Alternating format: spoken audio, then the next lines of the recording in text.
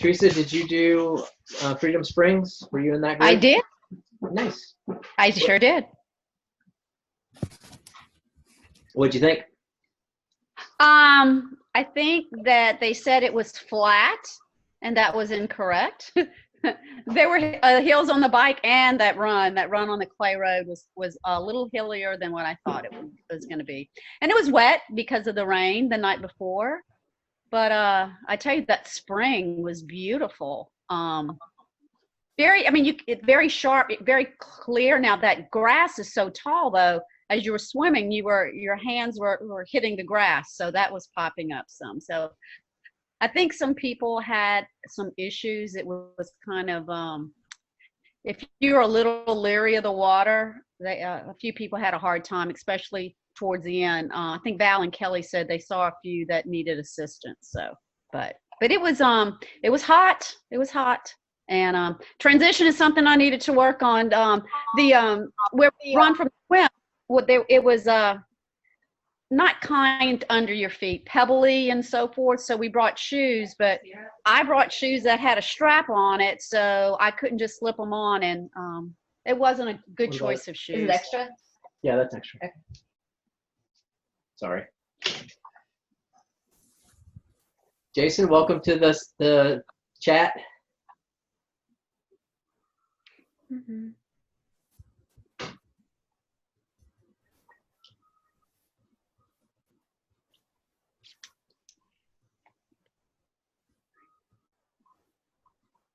James, did you do that one as well? Were you in the group? No, didn't have the freedom to do that one.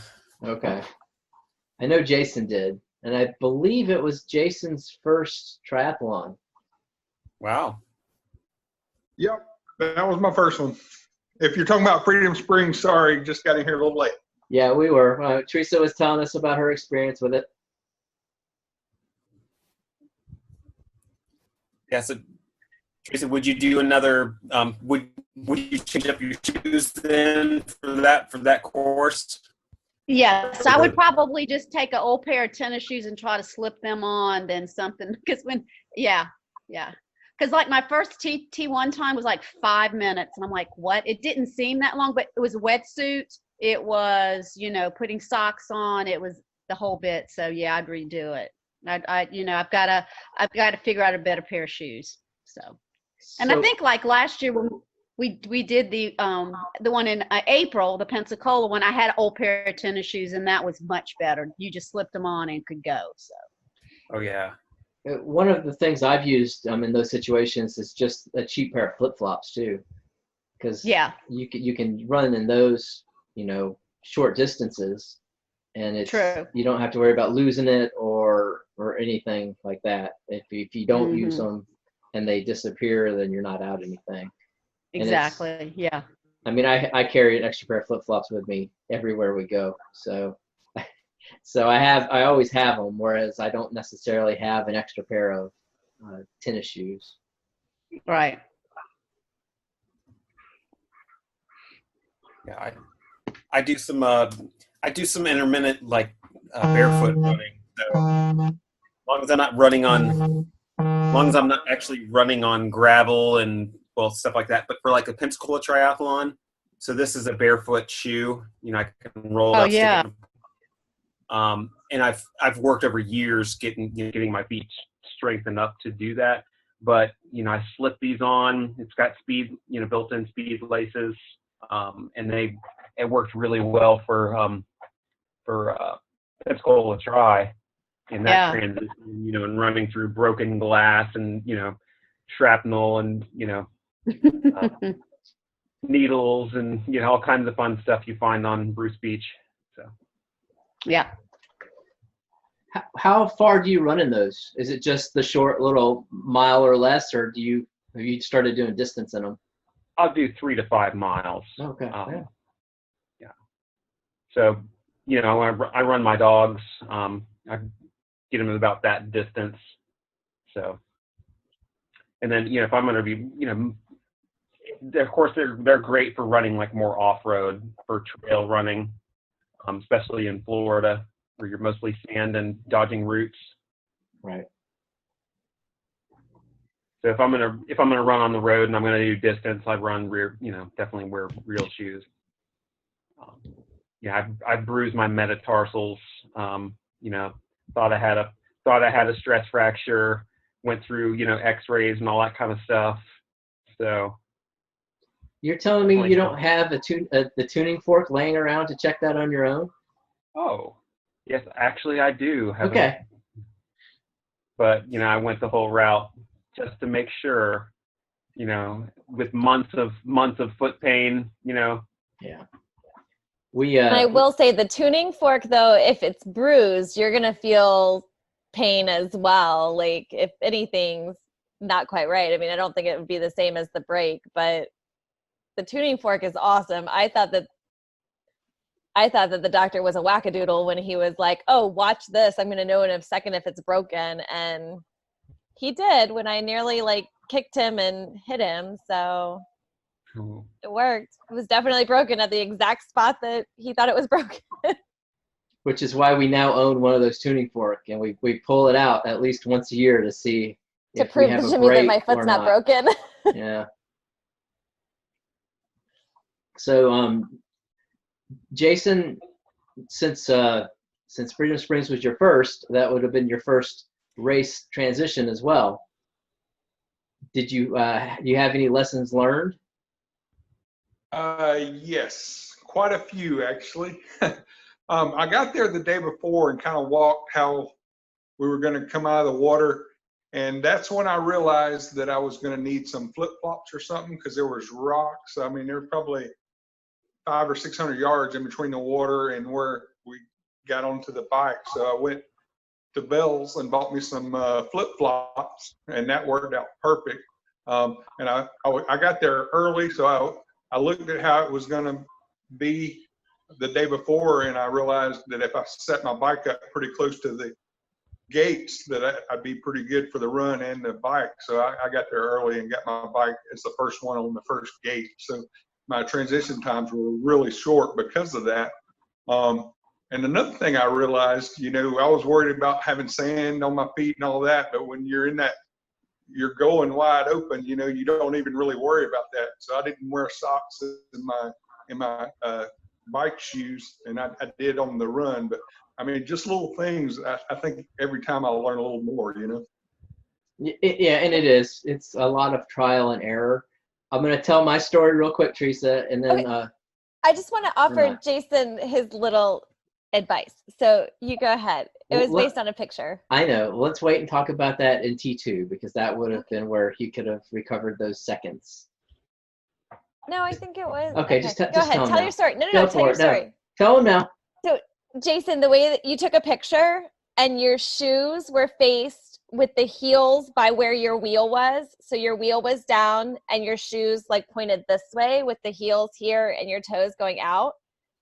If you flip your shoes around to where if you're standing there, they're in the direction that you're going to slide them on.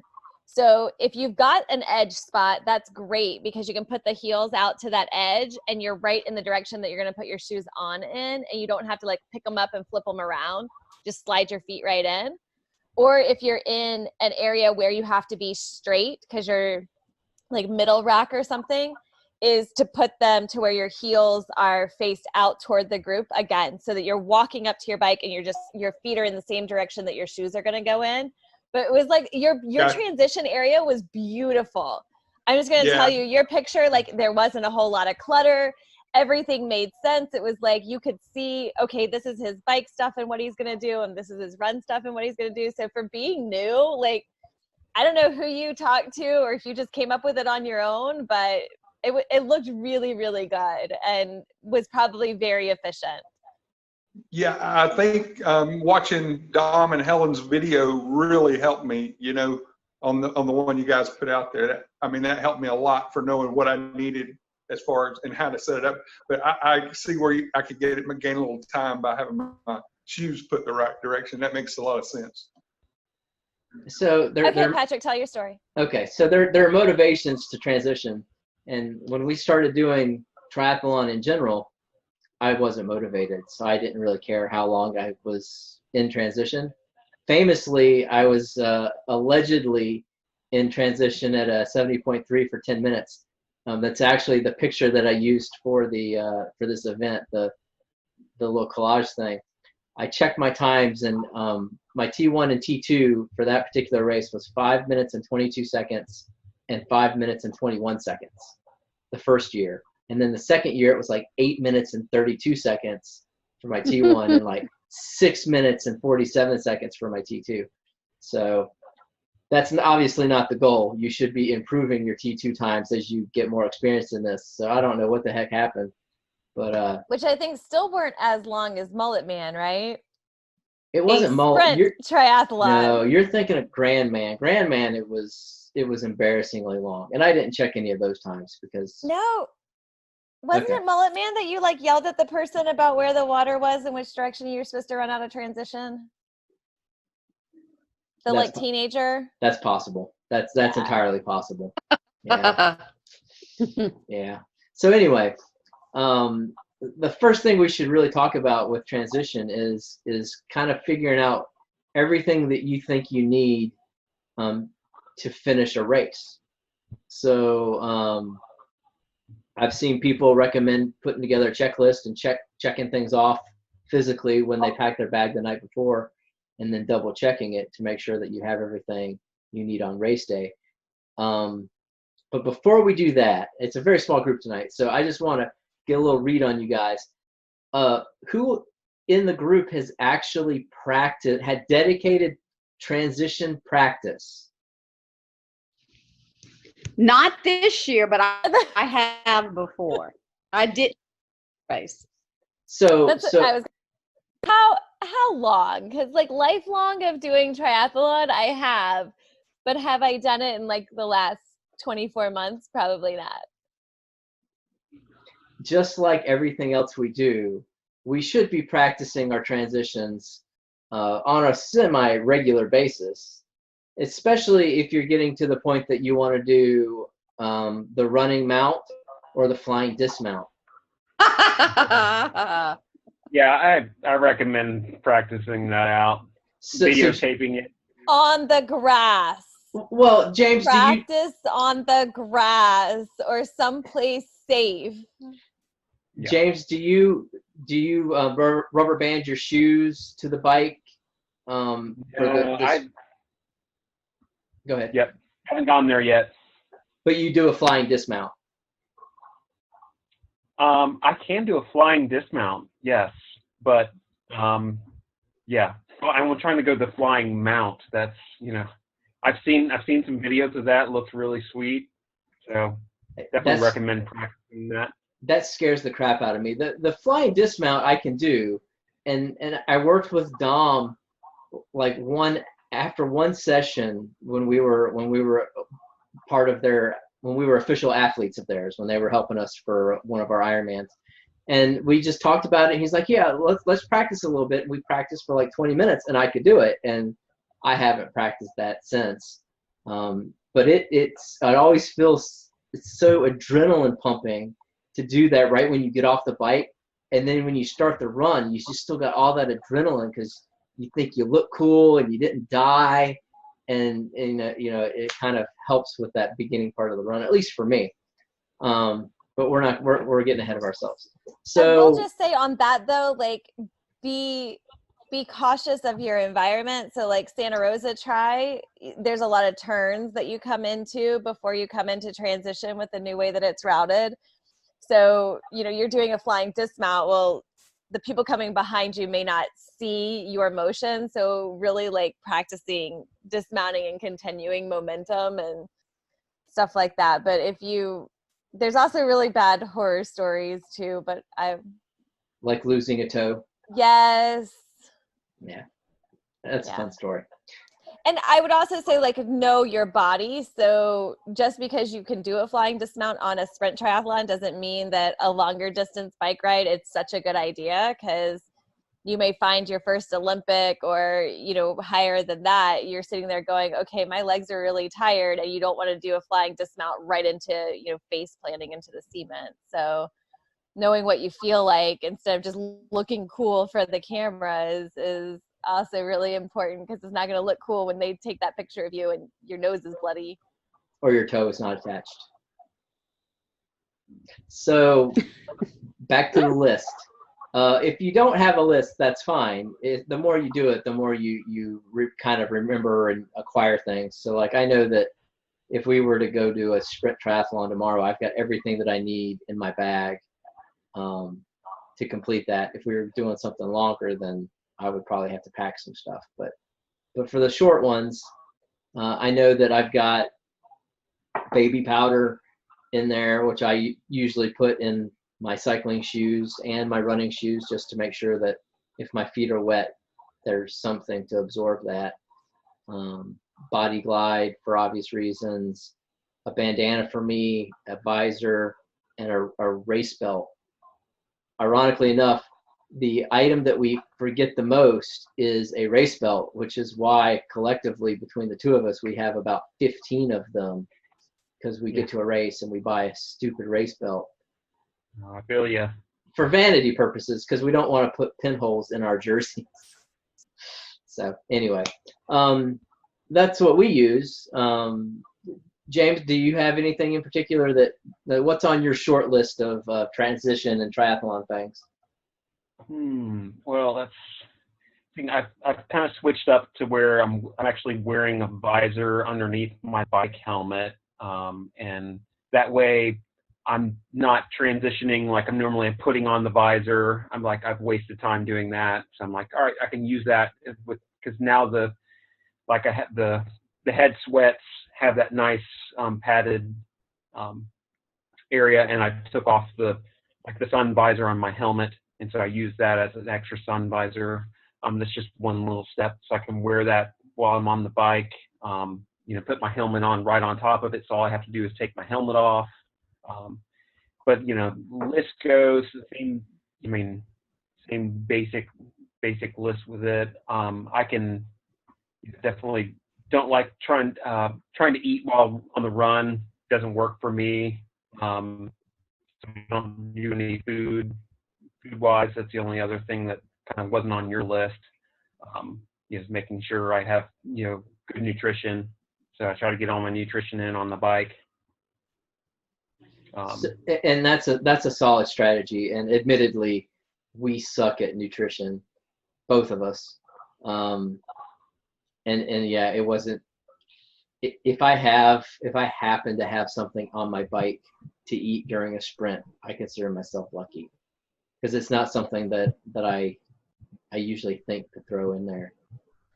Well, and I will say to that, like, it also for me personally, like, depends on like where I'm taking my calories in. So like a sprint, I can take my calories in early before we race, like even taking in protein and all that the night before. I'm good for that couple of hours of pushing my body really hard just based on my hydration intake and my electrolytes and those types of supplements, or even using like chomps or something like that. But having that roaming buffet, if you're going for a long distance, is really good of planning what you want to eat. Because I'm with James. The only thing on long races that I'll eat on a run is my reward M&Ms and grapes and my blocks, and that's it. I can't. Everybody else is like, oh, I've got peanut butter and jelly, and I've got this, and I've got that, and I just can't stomach it. And so I get a lot of nutrition. Like I take my potatoes on the bike. I eat the waffles on the bike. Like I eat so much food. It's just this roaming buffet constantly on the bike if I'm doing a longer distance. And that's where I need to gain my calories from. So it just kind of depends, again, on what you're doing and what your purpose is there. And it takes that practice too. Like I didn't realize I was hitting a wall until I stopped hitting a wall. Like until I started giving my body calories, I realized how different it was to push through a race, having nutrition in me or having hydration in me than what it was when I was just pushing through without anything. So bringing that back to actual transition, if you choose to have nutrition during your race, which you absolutely should, for any distance race, you should have something that you can replenish your calories. You should be packing that in your cycling bento box. so that it's accessible. And what I do, because you don't, depending on your race belt, you may not be able to put nutrition in or on that. So a good thing to do if you're confident enough on the bike is to put extra in your bento box, and then during the ride, before you hit T2, transfer whatever's left into your back tri pocket, your top pockets. You know what are those things called? Your back pockets on the back of your tri kit. Yeah. So stuff your food back there so that you have it on the run, and it's not something that you have to spend the extra time in T2 to pick up and put in the pocket at that point, because you want to try to incorporate as many of these things into the race portion and not as part of your transition portion, because if you're on the bike, you're on the bike. So if you can save seconds by grabbing your nutrition off of your bike and putting it into your pocket before you hit T2, then that's not time in T2. And in the similar concept with going from T1 to from the bike to the run, James mentioned that he puts his visor on and wears it underneath his helmet, which is genius, because when I'm riding my bike, I have to position my helmet in a certain place so that the sun is not like right in my eyes. So with a visor, that would 100% eliminate that completely. But what I do instead of that is I strap everything together on my race belt. And if I had been thinking, I should have brought it. So I'll actually thread my visor, my pre-tied bandana, because I like the bandanas, onto my race belt and clip it so that when I get off my bike, or when I mount my bike when I put my bike back on the rack for T2, I slide my shoes on, all I have to do is grab my race belt, and everything that I need to run is attached to the race belt. And then while I'm running, I unclip it, pull the hat off, pull the visor out and the bandana, and then clip it. And I'm doing that while I'm moving on the run instead of being stationary in T2. So that's probably my most useful tip. I wasn't doing that when I was having 5 and 8 minute transition times. Did it make the 4.5 minute difference? Probably not. I got a little more motivated, but it is a definite time saver. Teresa, not my Teresa, Tita. Oh, James, you got something? Oh, Val joined us, so I wanted to welcome Val to the group. She just disappeared though. She's coming back. She's there. Okay. Are you there, Val? I'm finally back. All right. Sorry, I'm driving from the beach, so I obviously got a bad section. Oh, you're actually moving down the road. No, I thought you were stationary. Now I see you moving. So. No, I'm driving. Teresa, do you have any special things that you make sure that you have with you during a race? Oh, these right here, my glasses. I've got to have them. So I have those on top of my bike helmet. I wear prescription glasses, but I can't read my watch without them. And for swimming, I actually use goggles that are readers, so they're magnified, so that I am able to look down at my watch and read it. So I have also used old glasses and the clips, the Polaroid clips for sunglasses. But obviously, I really would like to get prescription, something better. But it's hard to find those with progressive lenses, and that's why I need progressive lenses and not just one. I also carry a water bottle when I run. I've got to have it for security. I may not drink from it, but I like to have it. So I've been using a small little cooler that I try to keep my water on ice. And I also keep a cooling rag. And with the heat now, I wear a cooling rag when I run as well. So do you put your little cooler in transition? Yes. Mm-hmm. Nice. I did too. Yes. Yes. And my Bucky bucket. I use a bucket to sit down. Yeah, and if they allow it. And that's the only thing that I was gonna say is sometimes the buckets and the coolers aren't allowed in transitions. Right. So just making sure, you know, if you do use something like that, most of the race directors are really great. Like you can email them ahead of time and say, hey, is it okay for me to bring this into transition? Or, you know, make sure you kind of have a contingency plan if you're taking it into transition and somebody says, hey, we don't allow that in our transition. It's gotten a little bit more lenient now, but right after like the Boston bombing happened, like bags and coolers and all of that, there was like zero tolerance for those types of things in transition. So just being mindful of what your race allows. Right. I was surprised at Santa Rosa. Problem. Because I haven't had any problems so far with my little cooler. It's a gel cooler, so you can put it in the freezer. But it's small. It fits within my transition area. It doesn't abut anybody else's or anything like that. And so far, it's worked. So Teresa, you mentioned the glasses, and I have the same problem. So I have 2 or 3 pairs of prescription sunglasses. One dedicated pair that stays in my tri bag. I get them at and I put it in the chat, iBuyDirect.com, and I can get prescription progressives with a dark tint for $30, I think is what we usually pay for them. No way. Okay. Yeah, I mean they're stupid cheap and they last. This pair that I'm wearing now is from them. Yeah, iBuyDirect.com, and you can choose any of their frames and apply the darkest tint, gray tint that they offer, and it does great for me.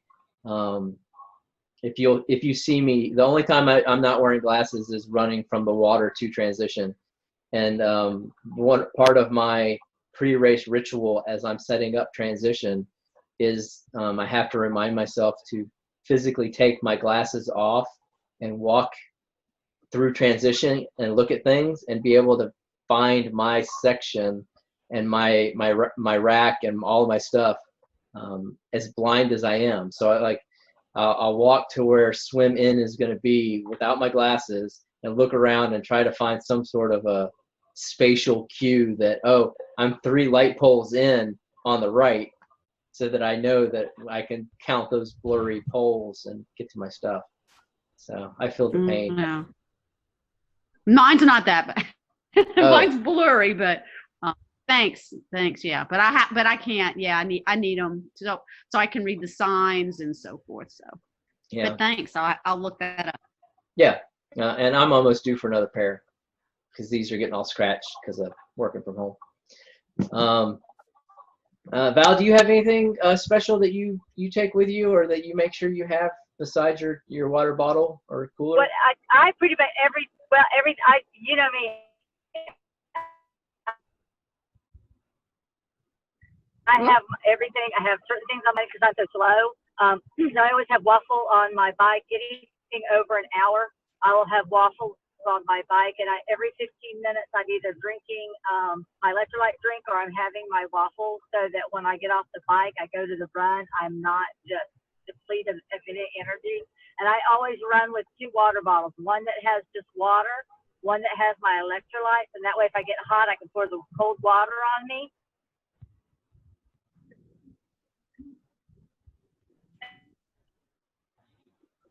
And it cools me down.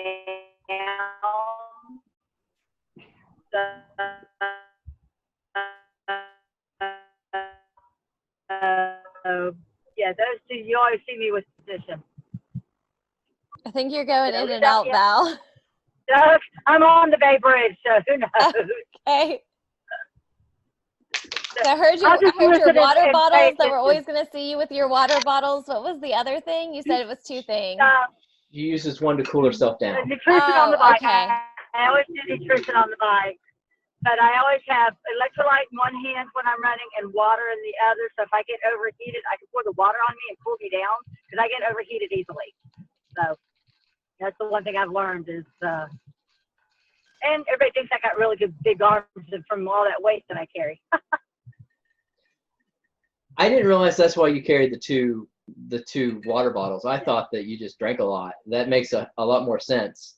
Yeah, because I don't sweat a whole lot, so I can overheat very easily. And I do drink a lot, and then I have an extra water. So if I need to add some electrolyte to that, I can always, for my longer runs, I can always use that. But mainly it is to help cool me down.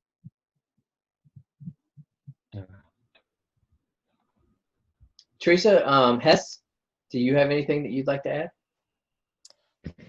The only thing for me is even though I can see fine when I'm out there, walking through transition and knowing where my stuff's gonna be is always really important. Just having that comfort and knowing, like you said, you come into transition, it's 3 light poles. And I think what you sometimes forget is if you have a transition that you go in one way and then you come out another way, is to really look at both directions and make sure that you're going to be going in the right direction. You know where you're headed. The other thing that's really big for me is, like, if you don't know something, ask somebody. So ask the volunteers, ask the USAT officials, like, and I'm sure everybody in this group already knows, but they're super friendly and they'll answer any questions that you have. Most of the time, if you're racing in an area that you know, of course, you probably know most of the volunteers. But even in the bigger races, I've found that they're so incredibly helpful. And if they don't know, they'll hunt somebody down who does know. But just listen to what they're telling you and trust in what they're telling you to do. My other thing is like, know what you might need and plan for that maybe moment. And it kind of depends on the different races, because again, you don't want to pack everything. Like, you don't want to be hauling the kitchen sink around with you, but having stuff that, you know, if something goes wrong, that would be the thing that you would need. So like, I keep an extra blister Band-Aid in my bento box in my bike because it doesn't cost me anything, but it's there. And I do exactly what Patrick said. When I get off my bike, I slip it in my back pocket, so that I've got it on my person, just in case my run shoes rub, because I can run in the same pair of socks and the same shoes forever and ever and ever. And I get to race day and I get 1 piece of dirt or 1 grain of sand. And you guys all know, you get a blister on your foot, it can feel bleeding out there. So, like, I have my little blister Band-Aid, just in case I need it. So just having those things on you and available to you, like if you've ever had that instance of needing it, is really helpful. And then I'm a big proponent for having something in a race that's going to make you happy. So I know I've probably mentioned it before and people make fun of me for it, but my coworkers make fun of me for it because they don't understand necessarily, like maybe this group will. But I take the small fun pack peanut M&Ms. And when I get on the bike, if I'm, every 5 miles, I give myself 1 M&M because it makes me happy. I get the chocolate, I get the peanut, like it's something that makes me happy. Mm-hmm. And it sounds so silly because it's 1 little peanut M&M. But it really does. Like, it just makes me, it grounds me. It's a reward for my body. It's a reward for my mind. And on long bike rides, especially, like, it's just something that kind of keeps you going. And I do the same thing on the run. And I also pack, like, for long races, I pack paydays. Because again, the sugar piece, the salt piece, is just a comfort food that I get a lot of payoff for. And they're easy on races, like, because they don't have, well, I mean, the peanut M&Ms have chocolate, but they're candy coated. So there's benefits to it, but find, like, that thing that makes you happy, that you can have throughout your time, because it's nice. Like, I've been down on myself on a sprint race just as much as I've been down on myself on a full Ironman race. And having a peanut M&M really does make the difference. It's like, you know what? I survived 5 miles. I'm getting that damn peanut M&M, and I will pedal for the next one, or I will run the next half mile that I need to run in order to get it. So just having that peace of mind, and putting that in your transition so that you have that happy little thing that's going to make a difference for you, is really important. For me, since you mentioned the things that make you happier or that you like to have to be prepared, I have a little baggie of drugs that I take with me on any race. Ibuprofen, which you probably shouldn't take during a race. Acetaminophen, which you should take during a race, and if you have that instead of the ibuprofen. Imodium, Benadryl, my Claritin, and I put that in my bento box so that I can transfer it to my back pocket before the run. So I have it everywhere except for the swim, because chances are I'm not going to need pain medicine during the swim. But that's a good little extra. It doesn't weigh a lot, so you're not, if that's a concern for you. It doesn't take up a lot of space, and it's really nice to have if you're, in the middle of your run or whatever, and you have a need for Imodium. It's kind of a crummy situation. Jason, was there anything during your race that you wished you had but you didn't?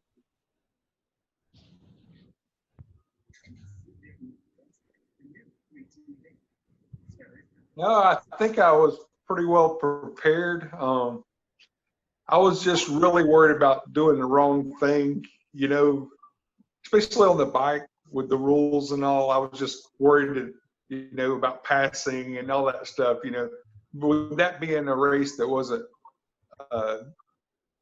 wasn't really officiated, I think it was a good one for me. I was riding a lot with Michelle Tierney, I believe her name is. And I kept going back and forth around her, and she told me I needed to, after the race, that I needed to speed up when I would go around. She said I was a little bit slow. So I think every time I do, I'm going to be learning the whole time, I didn't realize JR and Michelle went to that one. It's neat to see that they're doing it again. What about the rest of you? Has there been any moments in your triathlete career that you were in the middle of a race and you were missing something, and what was it? Mine was before the race this weekend, and even though there's a bunch of guys, I'll share with you. I had everything packed. I had 2 tops, 2 pants, 2 all this, that, and the other. The one thing I forgot, and this is the first time I've traveled and packed overnight to go to a race. I forgot my sports bra. Big mistake. Big mistake. So I got through it with a regular bra, but it was different. But so now I'm going to put one in my. So you didn't realize until race morning? I realized 9 o'clock at night when I was going to bed. I sat up in bed and I'm like, oh my God, go check. And I went and checked and I'm like, how the hell did you forget that one item? That one item. Kind of important, and you forgot it. I said, well, at least you have something else you can wear, but it's not the same. As women know, it's not the same, but I got through it. Really, the run was the only one that was pretty bad, but because I had a wetsuit on for the swim. The bike, no big deal, but the run was different, yeah. But I like how all the guys are just nodding their heads like I have nothing to add to this conversation. But Teresa, I'm just going to tell you, right there with you, it doesn't matter. Like, that's definitely a vital forget of like, you want to be comfortable, and that's definitely, it's not going to happen in a regular bra. I've had to run in a regular bra before, and it's just like, no, it's not a good day. So what the hell? Yeah.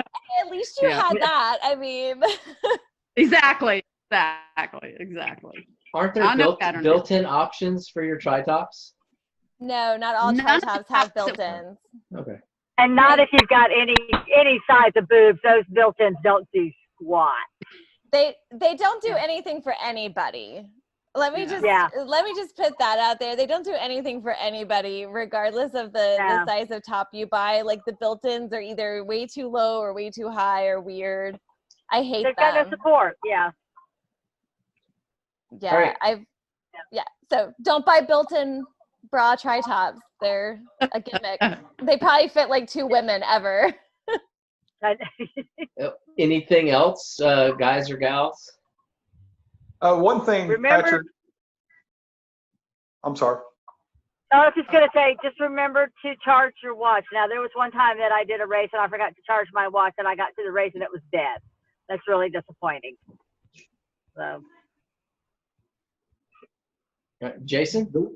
The one thing I wished I would have brought when we got on the road to run, it had gotten a lot of rain, so it was kind of muddy. I would have liked to not brought my road shoes. Or, I wish I'd have brought my trail shoes also, just to be prepared for that. That's a valid point. We signed up for a HITS race. It was going to be our first or second full or something. I don't even remember. Second. For me, I don't ever research anything we do. I get told, hey, we're doing this race, and then we go and do this race, with an exception of like 2 races where I said, hey, we're going to do this race.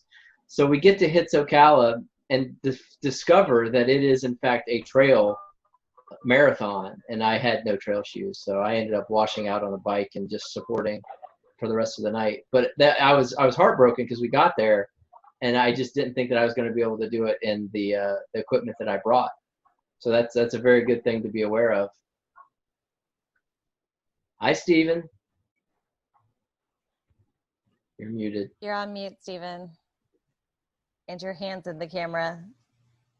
Okay. Hi, guys. Hi. Hey, Steven. Hey, so Steven, we were talking about what's the one thing that you've been in the middle of a race and realized that you forgot and you really wanted? So the biggest thing was a tool to tighten my seat. Nobody else has talked about tools today. That's a big deal. Yeah, half Ironman in Panama City, about 18 miles from the to transition, and my seat came unloose and bobbed up and down for the last 18 miles, and I kind of had to play with it. It was so loose, it was that bad, so it basically bobbed up and down, and I had basically a miserable time for the last few miles. So that's not a good way to finish a race, but I wish I had a tool to tighten it up. It would have taken like 20 seconds to fix. So Stephen brings up a very, very good point. You should assess what you have in your tool bag on your bike periodically. At a bare minimum, you need everything in there to change it flat. So tube, tire levers. I keep a patch kit in there as an absolute last resort because I've never had a patch kit actually work, but I've always carried one just in case that's the final option. But yeah, people don't think about a tool. You should have some sort of a little compact tool. It weighs a little bit. I carry a tool and an Allen wrench that I know will fit a majority of the bolts on my bike for that very reason.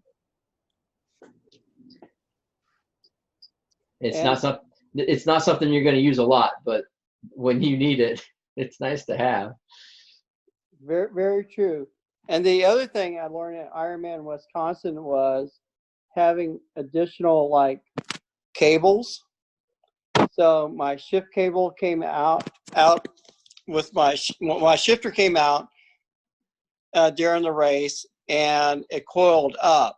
So if I would have had an additional shift cable in my bag also, or I would even say a brake cable, I could have fixed it myself during the race instead of having to wait over an hour for a tech to show up.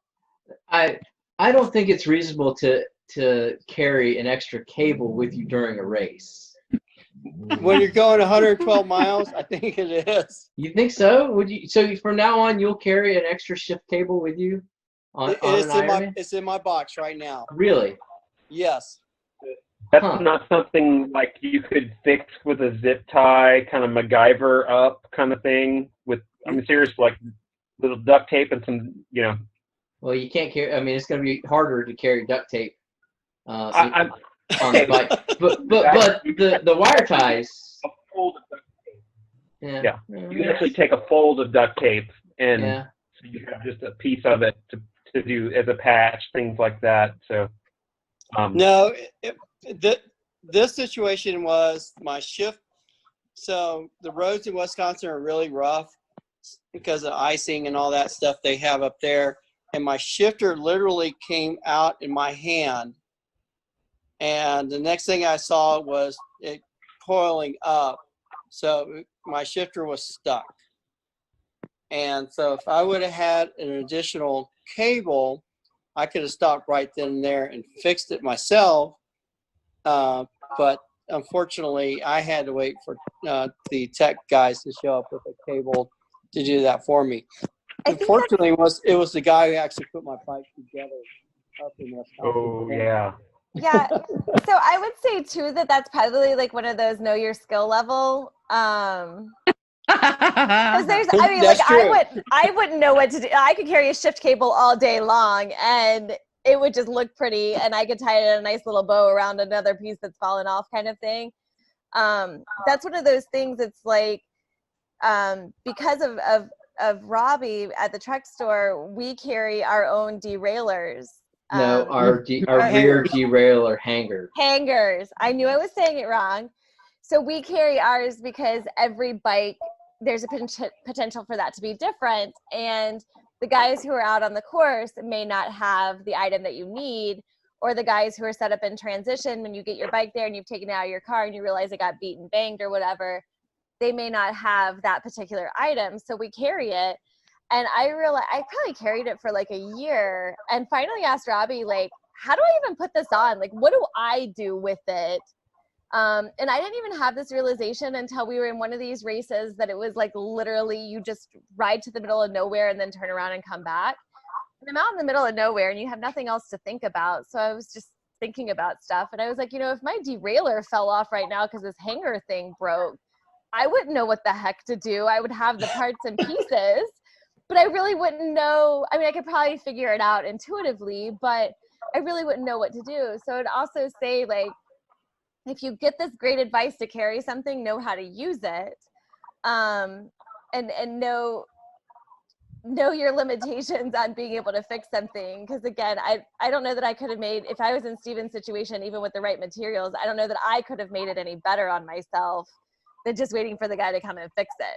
I know you could have with that skill set, but I don't think I could have. Out of curiosity, Steven, are you carrying just the internal cable, or are you carrying cable and housing? Just the internal cable. I don't need the housing. I just need the cable. And if that happens again, I'm going to be prepared for it. Did you finish your race? I finally finished my race. And it was interesting to see the comments later. Everybody was kind of worried. It was taking me so long on the bike that it was an interesting race. Mike Riley was calling my name at the finish line, and I tripped. Oh, no. That's a memory. It was. But we have all those, and that's how we learn we know what to carry with us and everything else. And I kind of like what Jason was talking about, having a different set of shoes, you know, in case the conditions are different. Mm-hmm. So for everybody who did the Ironman of Florida at Haines City, where it became a raging river in the middle of the night while we're racing with a huge lightning storm, there was times during that race I wish I had a different pair of shoes also, water shoes. No, but Stephen, you bring up a really good point, because I am still really bad about this, and I make a lot of lists, but is kind of preparing for the weather that could happen.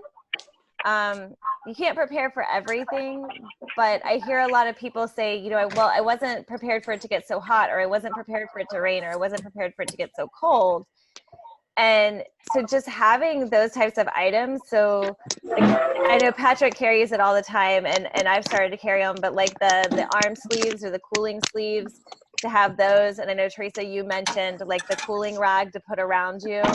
Is you may never use it, but if you need it, you know, sometimes it is nice to go ahead and plan for some of those weather shifts. And I know people have done, like Ironman Florida is notorious for that whole week building up to it. We've got 80-degree weather and it's hot as anything outside. And then Ironman Florida morning of, all of a sudden the high is 60 degrees. And people aren't prepared for it, you know, and they're cold and they're shivering because they don't have an extra jacket or they don't have bags and stuff.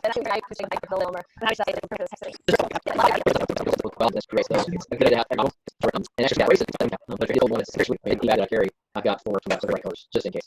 So those are the pre-race things. So real quick, something like if you get there on you're missing an item, ask around, ask if somebody else has it. You know, announce over the speaker if somebody left their front wheel at their house and they need a different front wheel, needing shoes, or you know, just anything. Ask around and see if somebody can help you out. Most are really, really nice people and we're very, very willing to figure out something or help me. I've his entire air pump and bicycle tool bag during a race. And so just ask if you're missing something or you don't have something, or if you have questions about why somebody's transition is different than your transition, ask them why you said that. Most people are really nice. Most people aren't. Most people are really nice. For angel out there, I went to go to a little so a big wave comes and knocks my goggles completely over my head, and I'm in the surf just searching for them. There's not enough time before my division starts for me to run all the way back to transition to get my extra goggles in my bag. You know, brought an extra pair, but you know, at this point I'm shit out of luck as the break goes. I started to ask, and there's a guy standing on the beach with 2 pairs of goggles. He was weighing which do I want to wear? Do I want to wear these or do I want to wear these? And he goes, I asked him, I need a pair of goggles. Or actually, I think he asked what I was looking for. I had a group of people helping me try to look for my goggles because there wasn't. That was my shout out. Yeah, I had a handful of people. You got to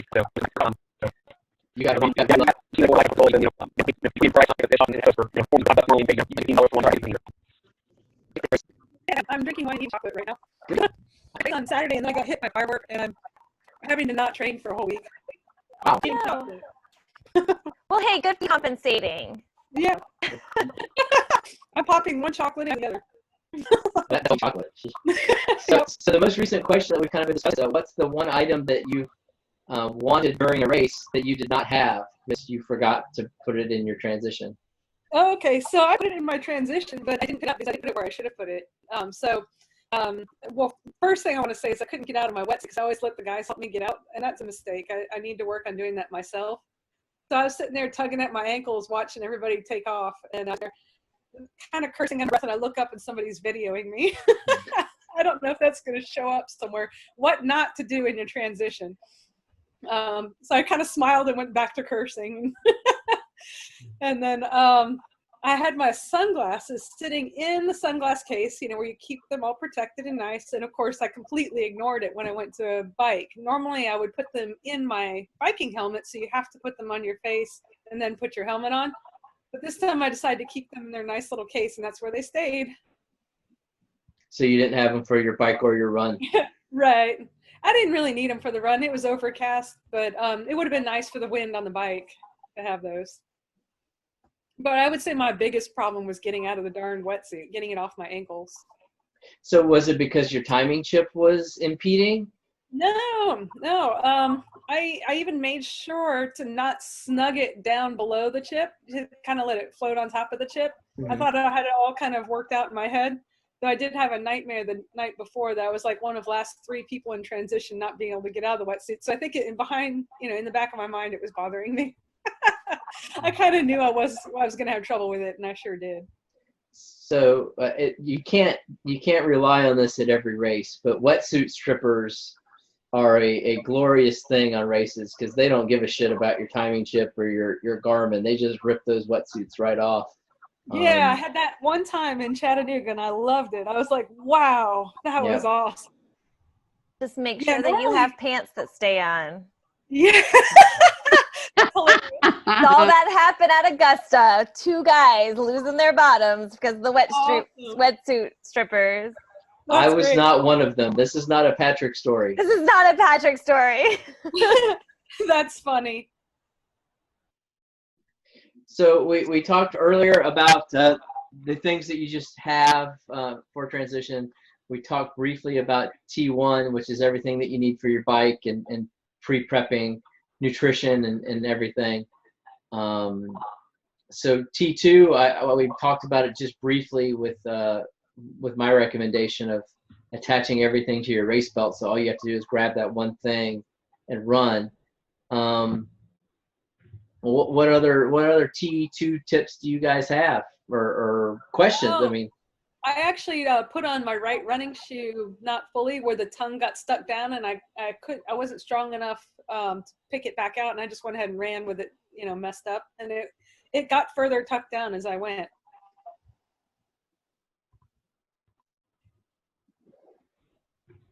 I don't know what's going on with my camera. Kim, I'm not laughing at you. I'm laughing at Patrick's auto camera and then starting to zoom in on his midriff instead of his face. I don't know what happened. Facial recognition switched up. I could see you laughing. I just couldn't hear you. I don't know what just happened. Sorry. All right. But yeah, I mean, it actually ended up not bothering me because it was a 5K and it was kind of on clay where it was sort of a soft surface. But had it been a longer run, that would have probably bothered me. Yeah, I think what Kim said too is really important is knowing is this a little thing or is this a big thing? Because yeah, I mean, your shoe might be a little bit uncomfortable, but if you are going a longer distance, what's the payoff really versus taking your shoe off and fixing it? And maybe for a 5K it's a little uncomfortable, but it's not hurting anything. But a 10K it may have been it may have rubbed your foot raw or had some other kind of issues. So yeah, and at that point, with having had a lot to speed to sometimes in my swim and started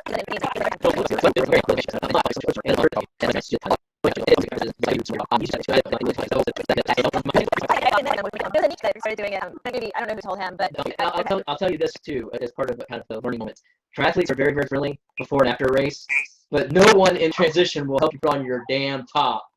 Because I was struggling. I was like, man, I just need you to just pull this fabric down, and they just look at me like I was growing a third head or a second head or just throwing an arm out of my back. How do you put on tri shorts when you're wet? I put on tri shorts. I put on cycling shorts. It doesn't sound like a huge difference, but the cycling shorts are looser, and they would slide up. And again, telephone pole body type. They would slide from the ground, to my hips, and then I just tie them and be fine. Because I am a big baby, and even during a sprint triathlon, I wanted all the cushion that I could for my regions. So yeah, I mean, I did cycling shorts when I do a full for sure. I care about it. Do you put them on over a tri bottoms? Because once we started, no. Okay. I had an occasion once where I was wet or sweaty, and I was trying to put tri shorts on, and it's not that I would do it in a race, but it was very difficult. Yeah, so in the race, I actually pulled them up over the jammers, which was probably made easier because spandex on spandex is pretty free moving, I guess. Oh, you actually wore them on top of your tri shorts? They don't really like you taking off your bottoms to transition. I didn't know that. I've never, a full, but not during sprint. I had to take my off during sprint. Can I do that and I'll take my clothes off? Oh yeah, yeah. In the changing tents or whatever they're going to provide in the new standard most of the time. I hope so. But I've done both in a full. I've had a changing tent available, and then I've had you're either on your own or you can walk over there to the bathrooms and you just wrap a towel around you and change in the middle of everything. Yeah. It happens. But I will clarify this too. Patrick was wearing jammers, so longer swim shorts that were going about mid-thigh, and then putting bicycle shorts on. So one, there wasn't double padding, so it wasn't like a tri short and then that. Right. But also for girls, he wasn't wearing like panties that kind of go into the creases. He was wearing something longer, so I would highly suggest. Would you like to define creases for me? Where your thighs and your crotch meet. Okay, gotcha. So for women, if you are swimming in your swimsuit and then you think, oh well, I'll go onto the bike and I'll throw on bike shorts, just practice doing that and make sure it's actually going to work for you, because you could get a lot of rubbage where your seams are on your suit and it's thicker and it's right at your bicycle seat. Yeah, I'd be afraid to do that. Yeah, I wouldn't. I mean, I've biked in just my swim bottoms, but I wouldn't put my swim bottoms and a pair of cycling shorts on top. I think it would be too much friction. Just my opinion. All right. Sounds like. So we're over the hour mark, which is fine with me. We'll talk as long as you guys want to talk. We're currently kind of in the T2 area. Are there any other T2 questions or suggestions that you guys want to throw out there? Ants are another thing. At this last triathlon, people, put their towels down and all their equipment, and ants moved in while they were doing their swim and bike and run. No kidding. A lot of people got stung. I don't know what you do about it though. It was just like some people waiting on the swim too got bit standing in line. Really? Yeah, There's some ants. I got bit just watching people go to the finish standing in the grass. There were so many red ants in the area, but I was wearing flip-flops. That was probably dumb. So from my perspective, that's kind of a race management issue. I know that our local races, spend the time the day before or the morning of and bait and insecticide the hell out of any obvious ant, hills along the transition or along the run from the water to T1. I mean, I guess you could start carrying a little packet of Teresa's shaking her head no. Do not carry insecticide in with your other stuff. Like, I would not recommend that, and I would not recommend touching it as you're setting up your stuff. And it's not a horrible idea to have a little spray bottle of insecticide to do a little perimeter around your transition area. You do you. That would not be safe for me. There would be like cross contamination for me. I'm not saying that you put your stuff down and then hose it down with insecticide. I'm just saying a little spray bottle with a little bit of whatever. I'm just saying it would be dangerous. Put your little protective. I've never had that issue, but I can see how that issue. Yeah, I was thinking about the cliff blocks I put on my mat. I was lucky and I didn't really have the ant problem, but I think Dom really had it bad. So okay, wait. Let's pause there. You shouldn't be putting your blocks on your mat. At a minimum, your blocks should be staged like in your bento box on your bike. Well, okay, but I forget. I put it on the mat so I see it and I take it. It's like when I get off the bike, I'm looking at what's on my mat, and that's how I remember to eat them. So we talked about this earlier. One of my suggestions was that you put enough food in your bento box so that during the bike, you transfer that toward the end of your bike. You transfer your extra food from your bento box to your back pocket so you don't have to spend that extra time in T2. Yeah, I wish I were that together and mentally to do that.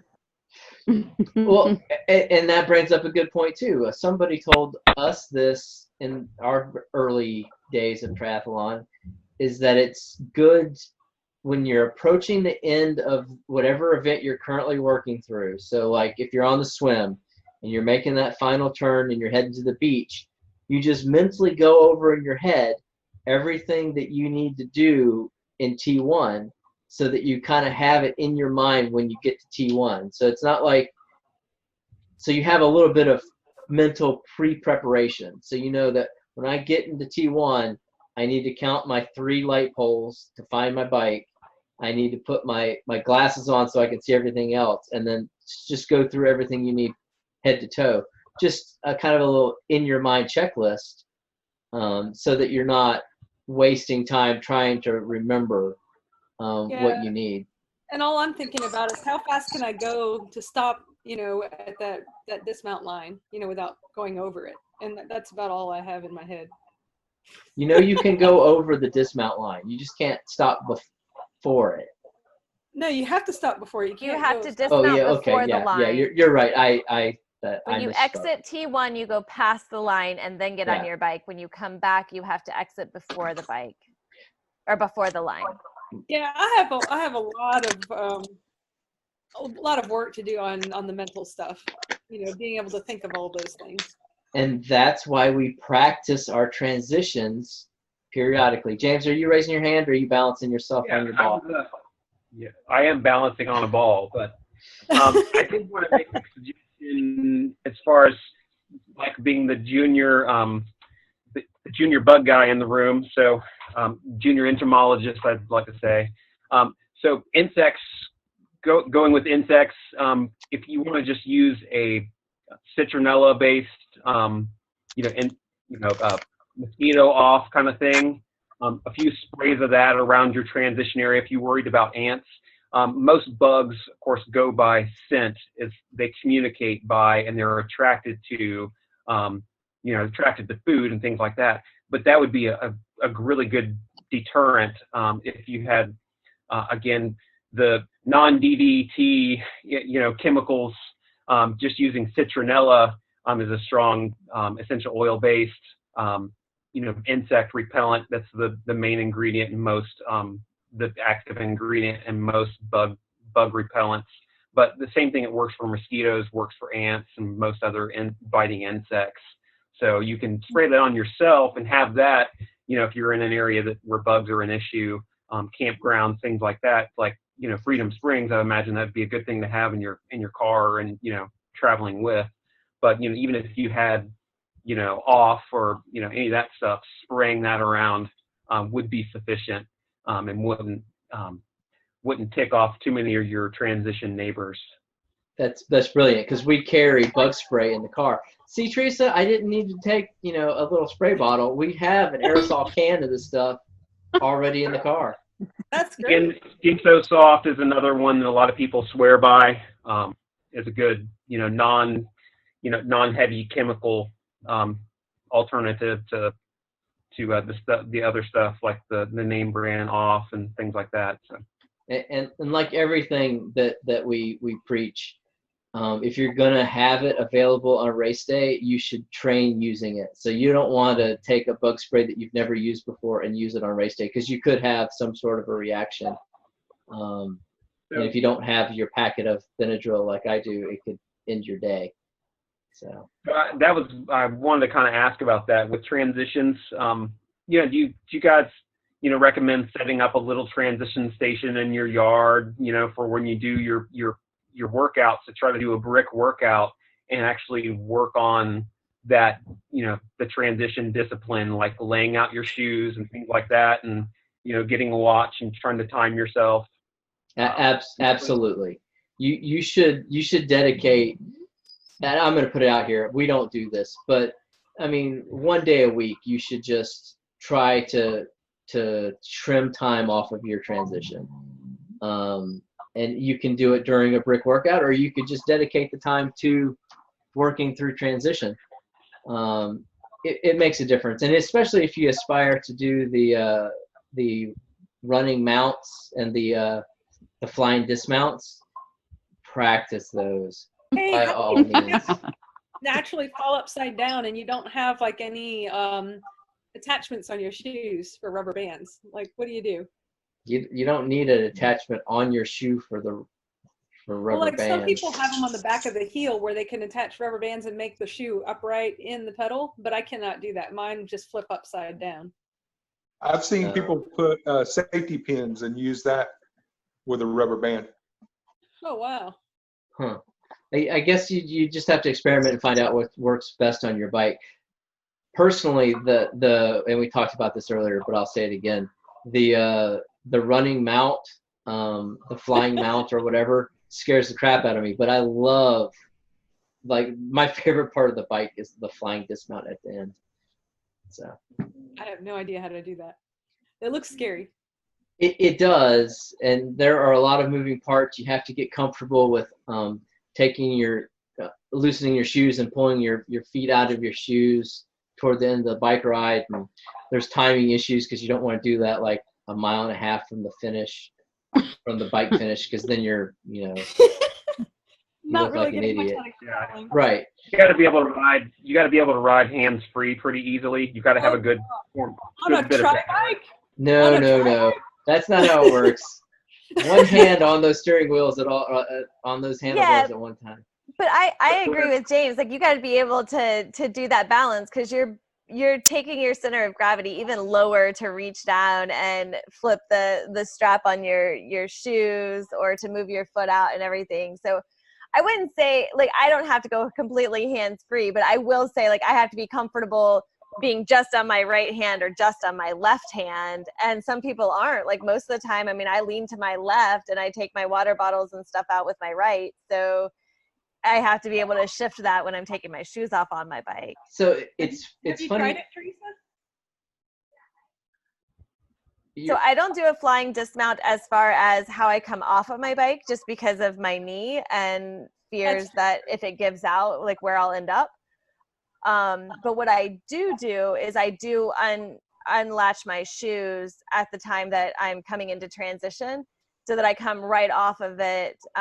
Instead of kicking my leg to the back and doing a flying dismount, I bring my leg over and I'm standing on one side of my bike as I come into transition. And run from there in a way that I can hit on my good knee first. And then usually, well, depending on the race, I will sometimes like just clip my shoes in, and I don't use the rubber bands or anything. Mine don't fall backwards. I just kind of even them out. And then they kind of bump a little bit on the road sometimes. But I just even them out, jump on my bike and go. Seriously? You put your shoes on while you're riding? Yeah. How long has this been going on? 2 years, I think. Yeah, I clip them into my pedals. I mean, it depends on the race. It depends on what the terrain is. It depends on if you think that you're going to beat me during the race. Hey, that's why I gave up socks. Yeah, I know. So for me, I was blessed with abnormally long arms. So I can actually, as I'm riding, I don't think I'm an arrow, but it's been a while. But at the top of my pedal stroke, I can reach down with my right arm and unstrap, one shoe, and then on the next pedal stroke, reach down with the same arm to the other side and do the other side. Us normally proportioned people can't do that. Yeah, that's like a Gumby move there. So shoes are a factor in that too.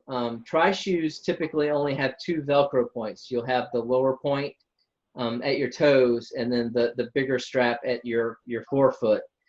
Road shoes typically have 3 Velcro points: a lower at your toes, a middle, and then an ankle. So if you're doing triathlons in road shoes, it's going to be harder to do that because you have to unstrap so much more. The tri shoes, you can just unstrap the main forefoot or midfoot strap, and your foot comes right out. So that's something to look at too, as far as equipment goes. Did anybody have anything else they wanted to add about T2?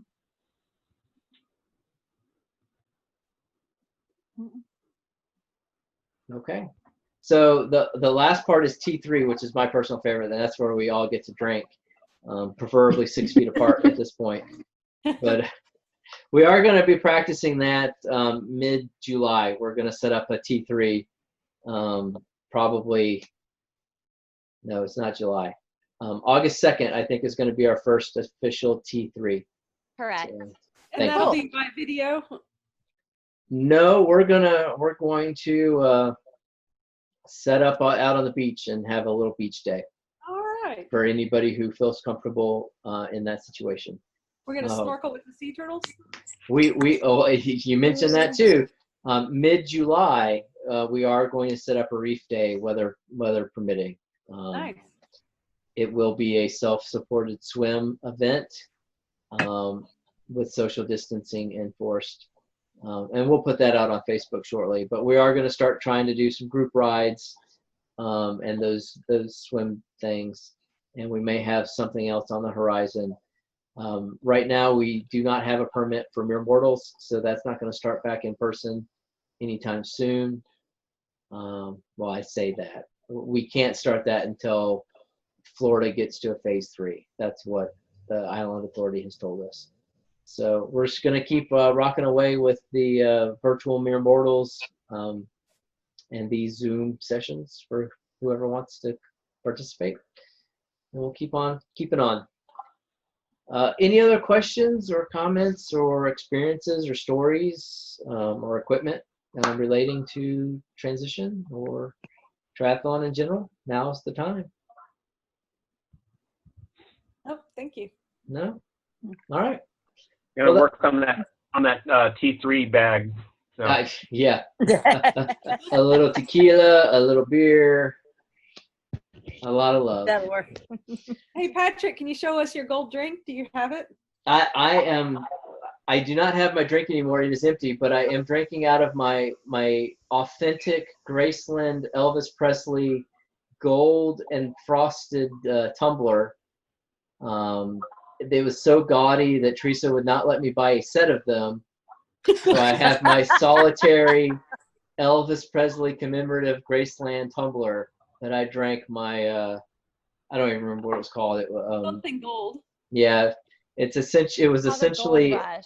yes, it was a Gold Rush, which was essentially a whiskey sour using honey instead of simple syrup. So it was fun. It was good. Awesome. Yep. Oh. Thank you guys for coming. I hope to see you soon. We will not have an official swim tomorrow, but we expect to be back next week. So take that however you want. We'll also be setting up TGC checkpoints in the coming weekends like we have in the past. So if you're in the area for those, stop by and say hello. Awesome. Will do. Good night, everybody. Night, guys. Thanks, Bye. everybody. Thank you.